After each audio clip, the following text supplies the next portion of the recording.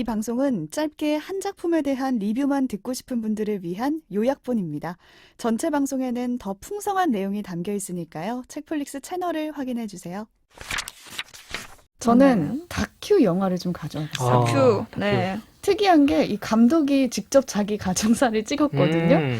버블 패밀리 가져왔습니다. 네. 유명하죠. 이 작품도 아주 특이하고 멋있었어요. 혹시 주변에 이런 사람 있잖아요. 어렸을 때 본인이 되게 잘 살았는데 IMF가 닥치면서 망했다. 난 너무 진짜 많죠. 어렸을 때 맞아요?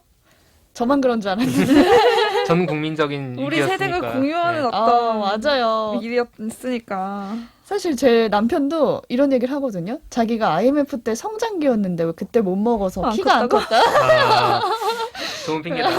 그 핑계를 계속 대는데 저도 역시 그랬거든요. 저희 집도 어느 날 아빠한테 누군가가 사장님이라고 부르던 날이 있었어요. 제가 아직도 또렷하게 기억을 하는데 기사님이었는지 직원이었는지 그분이 아빠한테 사장님이라고 부르던 장면이 기억이 나요.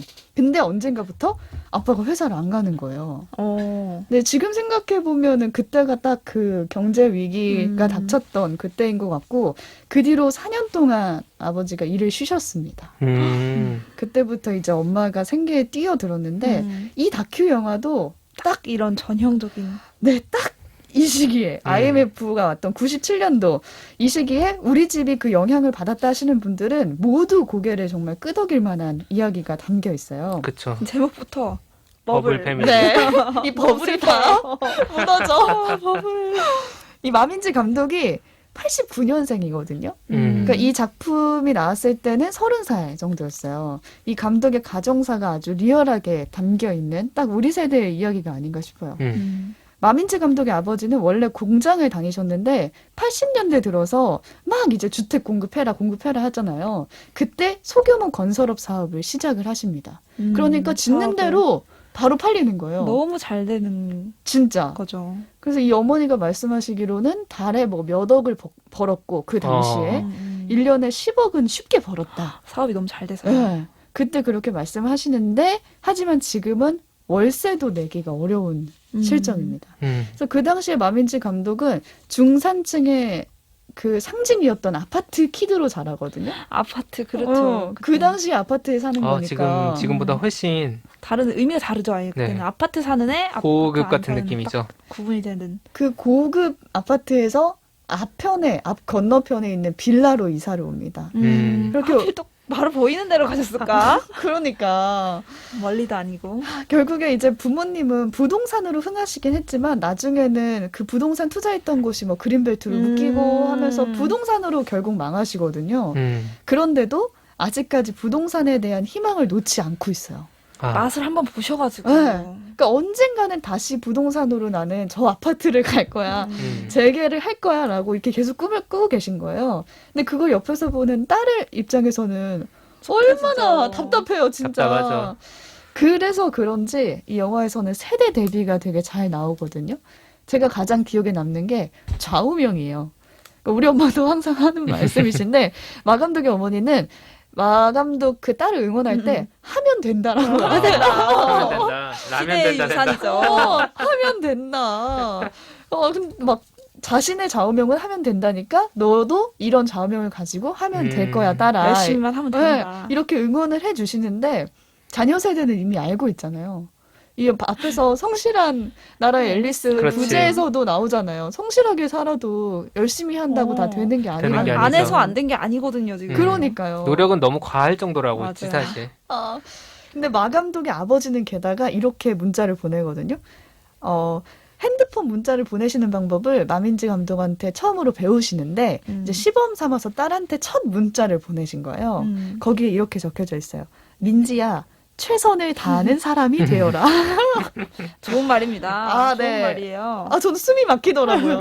너무 글자만 보면 참 나무랄 데 없는 말씀인데. 진짜 최선 다하고 이게 싶지. 이렇게요. 하고 있고. 이미 최선을 너무 다 다하고 하고 있죠. 있기 때문에. 근데 이게 좀 잘 되지 않는 거를 우리가 피부로도 경험을 하고 주변 사례로 너무 많이 보잖아요. 할 수 그쵸. 있다라는 신화가 이미 끝났다라는 거를. 세대 간의 생각이 이렇게 다르다는 거를 이 영화에서는 보여주면서도 마지막 부분에는 결국에는 서로가 다르지 않음을 고백하거든요. 이 마 감독이. 저는 이 부분이 이 영화의 포인트 같았어요. 그러니까 마 감독의 엄마가 사실은 딸 명의로 땅을 사는 거예요. 이 영화의 바람 포인트의 절정. 근데 이제 이 딸이 그 얘기를 듣고는 갑자기 이제 화가 나는 거죠. 왜냐면 땅 살 돈이 있었으면은 대학교 등록금을 내주지. 그러니까. 지금 학자금 빚지고 이거 어떻게 갚아야 되나 이 생각뿐인데 그 돈이 있었으면서 땅을 샀어? 이렇게 되는 거예요. 근데 이상하게 자기 마음 한쪽에 안정감이 안심 드는 거예요. 생기지. 뭔가 든든한 기분이 드는 거죠. 그래서 이 딸이 자기 명의의 땅을 찾아갑니다. 그래서 이제 허허벌판인 그곳에 아직 개발되지 않은 미래의 내 어떤 땅이다. 건물을 보면서 사주신. 엄마의 말로는 평당 6배가 오를 것이다 라고 아. 하는 그 허허벌판에 서가지고 그 땅을 둘러봅니다. 그리고 이어지는 내레이션이 인상적이었어요. 이 땅 때문에 빚을 져야 했지만 이상하게도 나의 미래가 보장돼 있는 것만 같다. 부모님의 기분을 조금 알 것 같았다. 나 역시 부모님과 별반 다르지 않다. 하지만 발 딛고 서 있는 이 땅이 언제든 무너질 수 있다는 것을 잘 알고 있다. 이거였거든요. 그래도 교훈이 있네요. 배운 게 있네요. 부모님의 이제 시행착오를 보면서.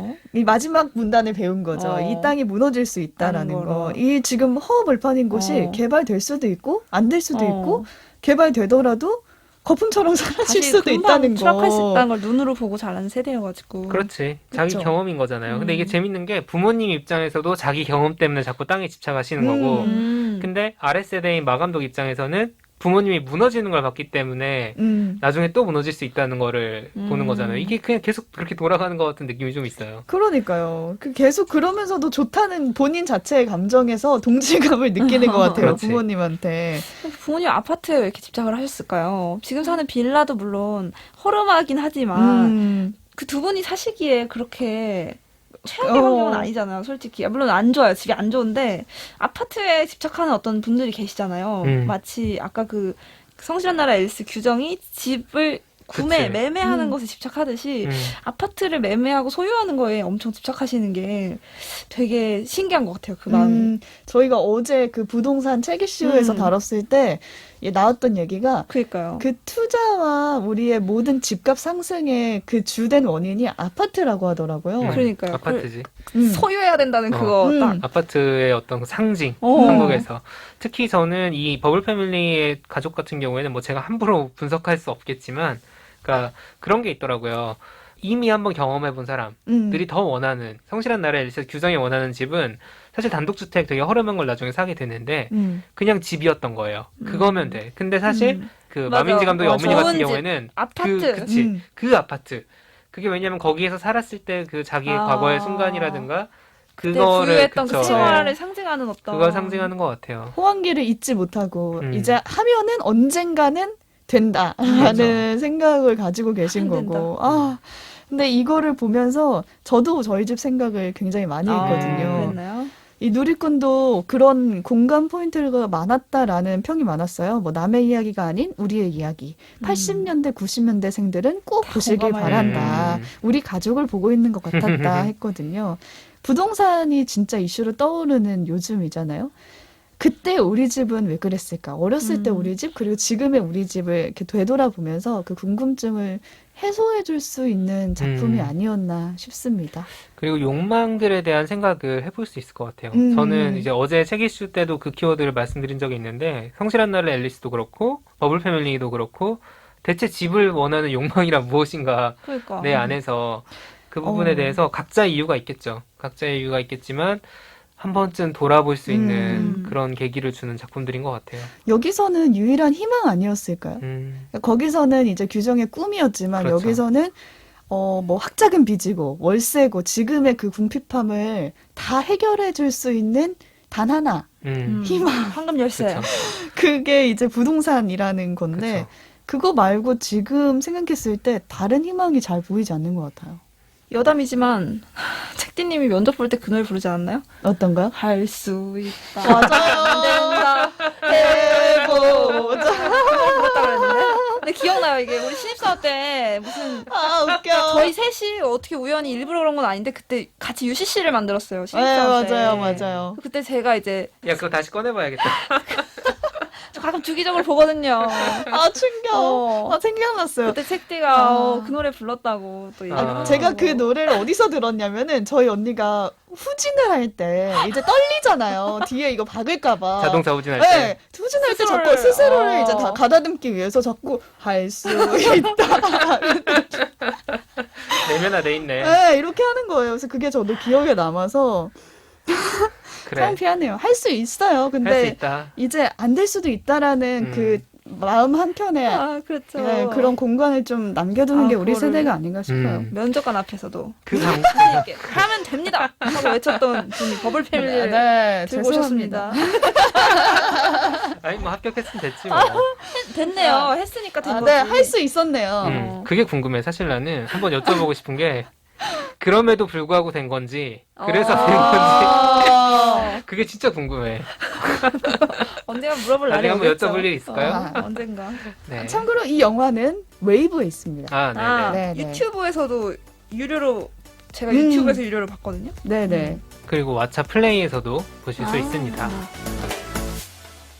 책플릭스.